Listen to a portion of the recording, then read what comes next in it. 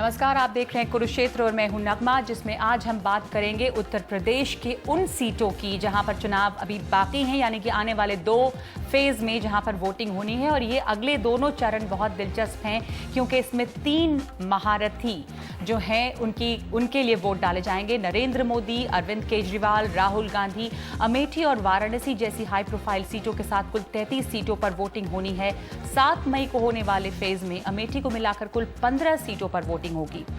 आपको हम दिखाते हैं अमेठी की तस्वीर। अमेठी में इस बार जो लड़ाई है वो एक तरफा बिल्कुल नजर नहीं आ रही है। तमाम रिपोर्टर्स या तमाम अखबार यही लिख रहे हैं कि राहुल गांधी को इस दफा कड़ी चुनौती मिल रही है, स्मृति ईरानी की तरफ से भी जो बीजेपी की कैंडिडेट हैं और कुमार विश्वास की तरफ से भी जो आम आदमी पार्टी के हैं। देखना यह है कि दोनों कितनी कड़ी टक्कर राहुल गांधी को दे पाते हैं। उत्तर प्रदेश में जो आखिरी चरण का चुनाव है, यानी कि 12 मई को जो चुनाव होगा, उसमें बनारस की सीट के साथ कुल 18 सीटों का चुनाव होगा। अब बनारस में जो 12 तारीख को वोट डाले जाएंगे उस सीट पर टिकी है पूरी बाजी, क्योंकि यहीं बिछी है राजनीति की असली बिसात। एक तरफ नरेंद्र मोदी हैं, बीजेपी की तरफ से प्रधानमंत्री पद के उम्मीदवार, उसके सामने उनके खड़े हैं अजय राय और आम आदमी पार्टी के अरविंद केजरीवाल। उत्तर प्रदेश में बाकी बची 33 सीटों पर किस तरह से परतें खुलेंगी सियासत की, जाति और धर्म कैसे असर डाल रहे हैं, किस पार्टी को फायदा, किसको नुकसान, युवाओं में किस पार्टी को लेकर है रुझान। यूपी की बची हुई 33 सीटों पर हम आज चर्चा करेंगे, जिसके लिए हमारे साथ यहाँ पर एक पूरा पैनल मौजूद है। पहले हम आपको दिखा दें कुछ ग्राफिक्स जो हमने उन सीटों पर ओपिनियन पोल किया है एनडीटीवी और हंसा ग्रुप ने, जहां पर अभी वोट नहीं डाले गए हैं, यानी कि 33 सीटों पर। सबसे पहले आपको दिखा रहे हैं जातियों के आधार पर किस तरह का समर्थन है। 3 कैटेगरी हैं, सवर्ण, अनुसूचित जाति और यादव, जिसमें से सवर्ण जो जातियां हैं वो 65% बीजेपी के साथ जा रही हैं, 2% कांग्रेस के साथ, 9% बीएसपी के साथ और 13% समाजवादी पार्टी के साथ। तो बड़ा हिस्सा सवर्णों का बीजेपी के साथ है। अनुसूचित जाति में 28% बीजेपी के साथ, 3% जो है वो कांग्रेस के साथ, 47% बीएसपी के साथ है और 11% समाजवादी पार्टी के साथ। यादव वोटों में 21% बीजेपी के साथ, 2% कांग्रेस के साथ, 5% जो है वो बीएसपी के साथ है और 51% समाजवादी पार्टी के साथ है। इसके अलावा जो धर्मों के आधार पर ओपिनियन पोल यानी कि जाने की कोशिश की गई राय लोगों की, उसके हिसाब से बीजेपी के साथ सिर्फ 6% मुसलमान आबादी है, कांग्रेस के साथ 9% है, बहुजन समाज पार्टी के साथ ज़्यादा बड़ा हिस्सा है 26% का, लेकिन सबसे ज़्यादा समाजवादी पार्टी के साथ जा रहा है ये जो कम्युनिटी है, 49% मुसलमान समाजवादी पार्टी को वोट देंगे, ऐसा हमारा अनुमान है जो ओपिनियन पोल कराया गया है बची हुई सीटों पर, 33 सीटों पर। हम आपको मिलवा दें अपने पैनल से। हमारे साथ इस वक्त स्टूडियो में है सुधींद्र भदौरिया जो प्रवक्ता हैं बीएसपी के, विनोद अग्निहोत्री हैं सलाहकार संपादक अमर उजाला के, मधुकर जेटली यूपी सरकार के सलाहकार हमारे साथ होंगे और डॉक्टर सुधांशु त्रिवेदी जो प्रवक्ता हैं बीजेपी के। ये तमाम लोग हमारे साथ मौजूद हैं इस वक्त। कुछ जो आंकड़े हमने अभी देखे, विनोद जी मैं सबसे पहले आपसे पूछना चाहूँगी कि एक बड़ा हिस्सा जो सवर्णों का है वो बीजेपी के साथ जा रहा है, लेकिन समाजवादी पार्टी और बहुजन समाज पार्टी में जो यादवों का वोट है वो समाजवादी पार्टी के साथ है, लेकिन बीएसपी को काफ़ी हद तक मुसलमान वोट है, कुछ अनुसूचित जाति के वोट हैं। तो आपको लग रहा है कि बीजेपी के लिए उतना आसान होगा जो वो इस दफ़ा कह रहे हैं कि अब तमाम रिकॉर्ड तोड़ के उतनी सीट 98 से ज़्यादा सीटें हासिल कर लेंगे इस बार, 52 के ऊपर चली जाएगी संख्या? देखिए नगमा, ऐसा है कि जब अटल बिहारी वाजपेयी भारतीय जनता पार्टी के नेता थे और अटल बिहारी वाजपेयी के नाम के साथ वाजपेयी शब्द भी लगा हुआ था, जो उत्तर प्रदेश की राजनीति में सुधींद्र जानते हैं बड़ा महत्वपूर्ण है, खासकर सवर्णों की राजनीति में। और अटल बिहारी वाजपेयी एक ऐसे बरगद थे जिनके पीछे उत्तर प्रदेश की 2 सवर्णों की बड़ी जातियां जो परंपरागत रूप से जमीनी स्तर पर एक दूसरे के खिलाफ खड़ी होती हैं, ब्राह्मण और ठाकुर, वो भी एकजुट थी। और इसके अलावा वैश्य, दूसरी जातियां जो सवर्णों की सब एकजुट थी। तब भी भाजपा का जो सबसे ज़्यादा जो और पिछड़ों का, चूँकि कल्याण सिंह भी नेता थे तो पिछड़ों का एक बहुत बड़ा हिस्सा गैर यादव पिछड़ों का वो भी भाजपा के साथ था। तब 57 या 58 सीटें अधिकतम भारतीय जनता पार्टी की आई थी और उसमें 2 सीटें समता पार्टी की भी थी, उनको मिला तो 60 सीटें हुई थी। ये उनका हाईएस्ट स्कोर रहा है अभी तक का। इस दफा वो कह रहे हैं कि मुझे लगता है उससे वो तड़प जाएंगे। ये अब आपके जो आंकड़े हैं कि 65% सवर्ण भाजपा के साथ है, मैं उनको डिस्प्यूट नहीं करता, लेकिन मुझे लगता है कि थोड़ा सा इसमें कुछ अति ज्यादा लगती है, क्योंकि सवर्णों में भी सीट दर सीट हर लोकसभा सीट पर अलग अलग समीकरण हैं और ऐसा नहीं है कि एक सीट पर जो है सब बिल्कुल एक तरफा जा रहे हों। वो कैंडिडेट के हिसाब से, स्थानीय समीकरण के हिसाब से वहां भी कई तरह। मैं आपको एक उदाहरण देता हूं, जैसे कानपुर की सीट है जहां डॉक्टर मुरलीधर जोशी और श्रीप्रकाश जायसवाल के बीच कांटे का मुकाबला है। कोई ये नहीं कह पा रहा है कि कौन जीतेगा, और लोग खाली ये कह रहे हैं कि दोनों में से कोई भी जीत सकता, अंतर बहुत कम होगा। इसी तरह उसके बगल की अकबरपुर सीट है जहां अकेले ब्राह्मण बीएसपी के अनिल वारसी लड़ रहे हैं और 2 ठाकुर लड़ रहे हैं, एक सपा से और एक उससे भाजपा से। तो वहां जो है ठाकुरों में डिवीजन है, ज्यादा तबका जो है बड़ा राजपूतों का वो बीजेपी के साथ है। वो मेरी अपनी सीट है, मैं खुद वहां का रहने वाला हूं। और ब्राह्मणों में भी डिवीजन है, ब्राह्मणों का एक हिस्सा अनिल वारसी के साथ है, एक हिस्सा बीजेपी के साथ है। तो ऐसा नहीं कि एक मुश्त समर्थन पूरा का पूरा बीजेपी को ही जा रहा हो सवर्णों का। मेरा अपना जो जमीन है उन्नाव की सीट है, उन्नाव सीट समाजवादी पार्टी से हमारे साथ जो मौजूद हैं इस वक्त मधुकर जेटली साहब। मधुकर जी, अब जान रहे हैं इस वक्त विनोद जी भी यही यहाँ पर कह रहे थे कि कितना ज्यादा अहम है जाति, खास करके उत्तर प्रदेश में, हालांकि पूरे हिंदुस्तान में है। आपको एक ओपिनियन पोल जो इसके हिसाब से 49% मुस्लिम वोट मिल रहे हैं, आपको यादव वोट भी मिलेंगे। आपको लगता है कि आप टक्कर दे पाएंगे, रोक पाएंगे नरेंद्र मोदी की उस कथित लहर को अपने ये मुस्लिम और यादव समीकरण के साथ? आपके खिलाफ एंटी इनकम्बेंसी भी है इस वक्त?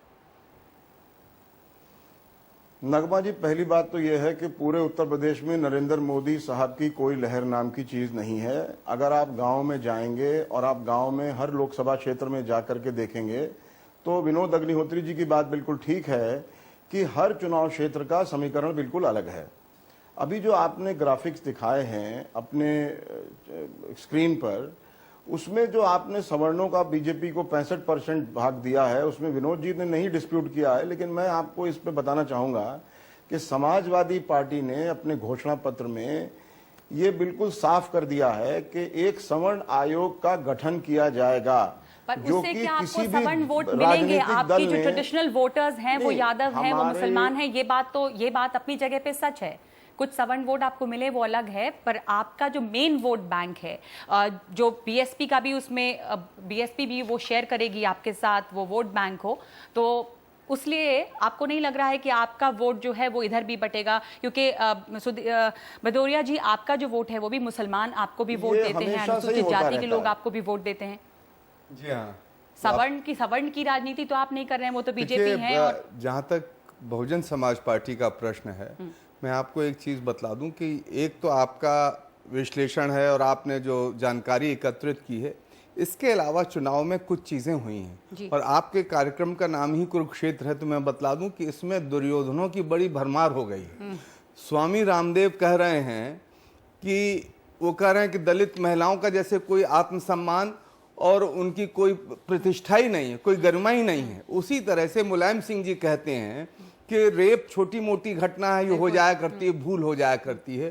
तो ये जो दुर्योधनों की, सपा की और भाजपा की भरमार हो गई है, इसलिए उत्तर प्रदेश में मायावती जी को सभी लोग, सर्व समाज के लोग, विशेषकर निश्चित तौर पर दलित और पिछड़े और जिसमें सवर्ण भी आते हैं, जिसमें अल्पसंख्यक भी आते हैं, सभी ये मानते हैं कि यहाँ पर कानून व्यवस्था रहती है, सबका आत्मसम्मान सुरक्षित रहता है और विकास होता है, अमन चैन रहता है। इसलिए, और मैं एक चीज और बतला दूं कि हमको कभी भी पिछले 20 वर्षों के आप अपने आर्काइव से भी जानकारी एकत्रित कर लीजिए, हम लोगों को कभी भी किसी भी ओपिनियन पोल में सही आंका ही नहीं जाता। ओपिनियन पोल छोड़ दीजिए आप, हम जनरल बात, अभी तो हमने सीटों की बात भी नहीं की है। जनरली ये कहना चाहते हैं और हम बड़े दावे के साथ ये कहना चाहते हैं कि बहुजन समाज पार्टी के पक्ष में चौंकाने वाले नतीजे आएंगे, क्योंकि उत्तर प्रदेश के लोग बहन मायावती जी को बहुत ही आशा भरी नजरों से देख रहे हैं। हमारे साथ इस वक्त बीजेपी से सुधांशु त्रिवेदी जी भी जुड़ रहे हैं। सुधांशु त्रिवेदी, यहाँ पर बहुजन समाज पार्टी, समाजवादी पार्टी, जाहिर है सब अपनी अपनी पार्टी की बात करेंगे, पर वो कह रहे हैं कि नरेंद्र मोदी की कथित लहर नहीं है। बहुजन समाज पार्टी का दावा है कि बहन मायावती के पक्ष में चौंकाने वाले आंकड़े आएंगे। आप कह रहे हैं कि आप तमाम रिकॉर्ड इस दफा तोड़ देंगे। किस बल पे आपको ये लग रहा है? क्या इस दफा आपने अलग कर दिया है कि आपको 58 सीटों से भी ज्यादा आ जाएगा जो आपका रिकॉर्ड था? देखिए, जातिगत समीकरण के आधार पर जो आपके यहाँ दिखाया जा रहा है और आपके अलग अलग पैनलिस्ट ने जो अपने विचार व्यक्त किए हैं, इवन विनोद अग्निहोत्री जी ने भी जो बात कही, मैं सबको समाहित करते हुए एक बात कहता हूं। भारतीय जनता पार्टी ने कभी किसी एक विशेष वर्ग की राजनीति नहीं की। उस समय भी कहा जाता था कि हमें सवर्णों का एक बड़ा हिस्सा मिलता था, हमें बैकवर्ड जातियों का भी एक हिस्सा मिलता था। मगर इस चुनाव में सभी दलों का आधार कहीं ना कहीं दरकता दिख रहा। उसके मैं दो प्रमाण देता हूं। समाजवादी पार्टी में मुलायम सिंह यादव जी को क्या आवश्यकता पड़ गई दो जगहों से चुनाव लड़ने की एक ही प्रांत में? इसका मतलब कहीं ना कहीं उन्हें लगा कि केवल अपने मध्य उत्तर प्रदेश से लड़ने से शायद वो पूर्वांचल के यादवों को साथ न ले जा पाए। तो यह संकेत देता है कि उनको अपने मतदाता के बिगड़ने का खतरा हुआ। अबू आजमी जी का ये बोलना कि जो मुस्लिम सपा को वोट नहीं देगा उसको डीएनए टेस्ट कराना होगा। नहीं, मैं मोदी जी दो अलग अलग प्रांतों से लड़ रहे हैं साहब। आप गुजरात और बनारस से लड़ना और आजमगढ़ से लड़ने की तुलना नहीं कर सकते। मायावती जी को अगर आप देखिए मायावती जी को बाबा रामदेव के बयान पर जब उन्हें यह शब्द प्रयोग करना पड़े कि रामदेव यादव दलितों का अपमान कर रहे हैं, यानी सीधे कास्ट कार्ड जिसको उन्होंने काफी दिनों से अवॉइड किया था वो खेलना पड़ जाए, इसका मतलब उन्हें भी लगा कि उन्हें अपने वोटर के बीच में स्ट्रॉन्ग कास्ट मैसेज देना है जी। ये दोनों जातियों का ये दोनों पार्टियों का ये जो दो स्टैंड है ये कहीं ना कहीं उनके अंदर की इस आशंका की अभिव्यक्ति थी कि यह चीज टूट रही है। और इस समय मोदी जी के पक्ष में बात इस जो दफा भाजपा मोदी का जी का वातावरण है वो जो मिशन 272 प्लस है उसमें पूर्वी उत्तर प्रदेश जो है वो एक बहुत अहम पड़ाव है। अपनी पूरी ताकत अब वो वहां पे झोंक रहे हैं। इस वक्त मैं मधुकर जेटली साहब से पूछना चाहूंगी कि मोदी जी रैली कर रहे हैं भदोही, जौनपुर, अमेठी सब जगह और उसके बाद वो आजमगढ़ भी पहुंचेंगे। अब वो मुलायम सिंह के गढ़ में भी प्रचार कर रहे हैं और कहा जा रहा है कि ये जो है किसी ऑपोजिशन के लीडर ने शायद पहली दफा किया है कि वो अमेठी में राहुल गांधी के खिलाफ, मुलायम सिंह के गढ़ में वहां पे रैली कर रहे हैं।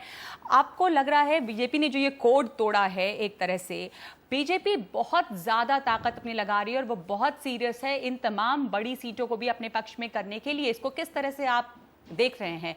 मोदी की जो ये तूफानी रैलियां हो रही हैं उन तमाम जगहों पर जो आपकी सबसे मजबूत सीटें हैं। नगमा जी, आपने अपने प्रश्न का उत्तर खुद ही दे दिया है। सबसे बड़ी बात यह है कि मोदी जी की कोई लहर नहीं है, ये मैंने आपको शुरू में बताया। मुलायम सिंह यादव जी ने, जो कि हमारी पार्टी के राष्ट्रीय अध्यक्ष हैं, उन्होंने अपने चुनाव क्षेत्र मैनपुरी में नामांकन दाखिल करने के बाद में अपने यहाँ कोई चुनाव प्रचार नहीं किया।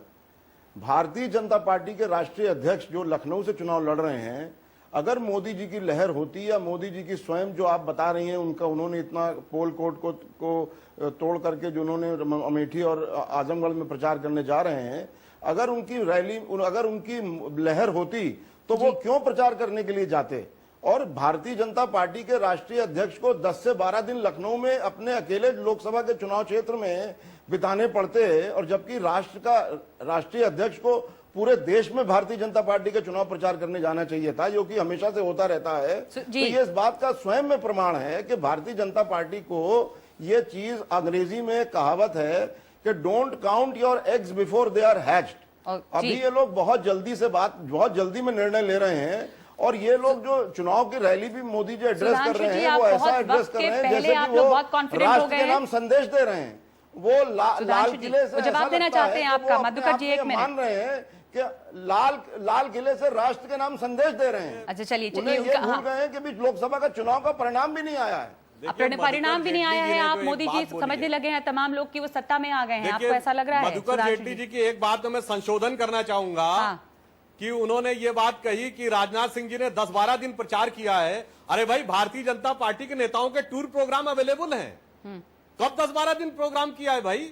उत्तर, दक्षिण, पूर्व, पश्चिम बंगाल से लेकर कर्नाटक तक प्रचार हो रहा है। तो यह अपने तथ्य को और फैक्ट्स को जरा एक बार लेकिन एक मिनट, मैं विनोद जी से भी पूछना चाहूंगी। सुधांशु जी, एक मिनट पहले ये जो अमेठी में जो वो रैली कर रहे हैं और आजमगढ़ में ये मोदी जी की जो रैलियां हैं वो क्या दिखा रही हैं? राहुल गांधी के गढ़ में मेरे ख्याल से ऑपोजिशन के कोई लीडर ने बड़े दिनों से एक अनसेड कंडक्ट था, गए नहीं थे।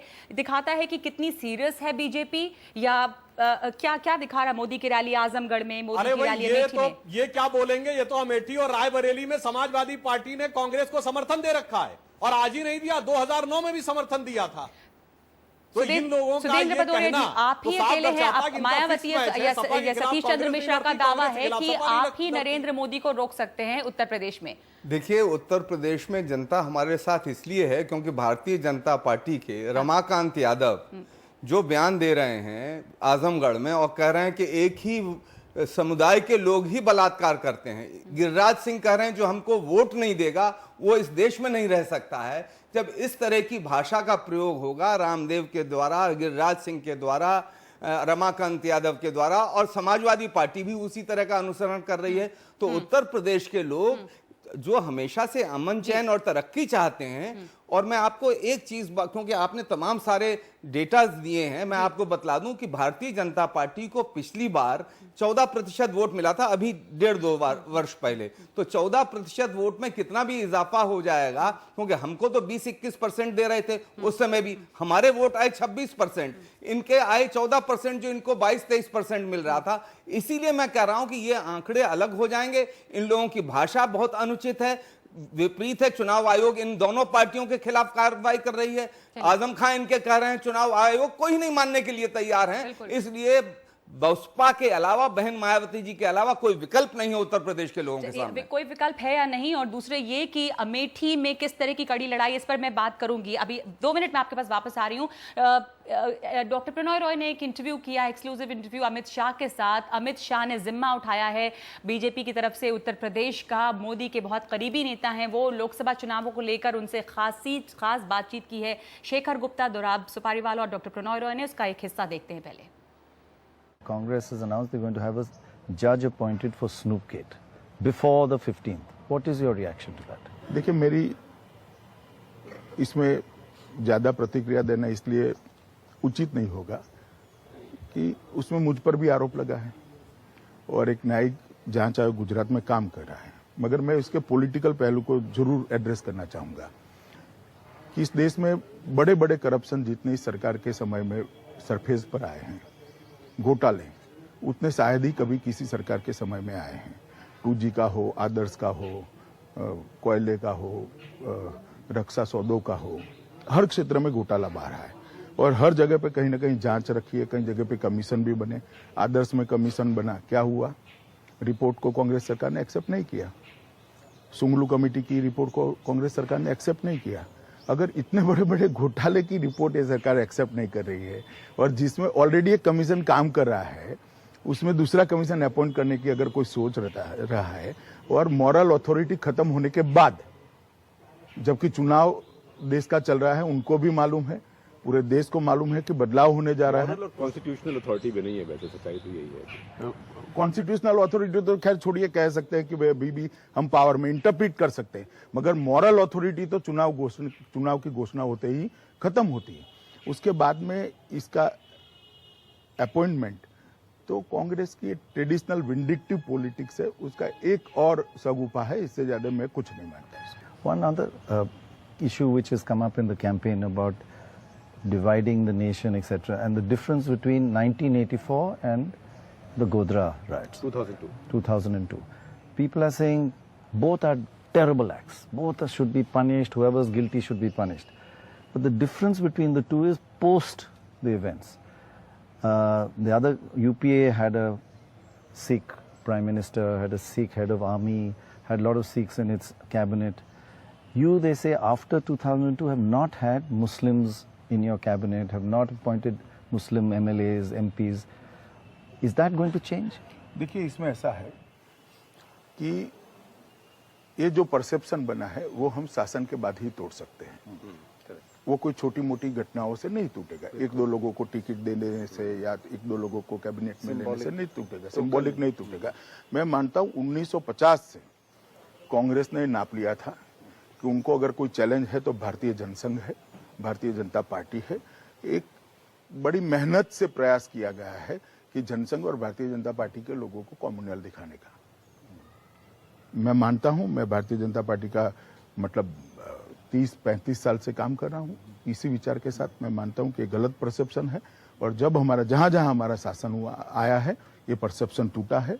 देश में भी एक अच्छा स्ट्रॉन्ग सरकार आएगी तो ये परसेप्शन टूट जाएगा। In other words, you will appoint Muslims in your cabinet if there's मैं अपॉइंटमेंट को नहीं कह रहा, मैं कह रहा हूँ कि किसी के साथ अन्याय नहीं होगा।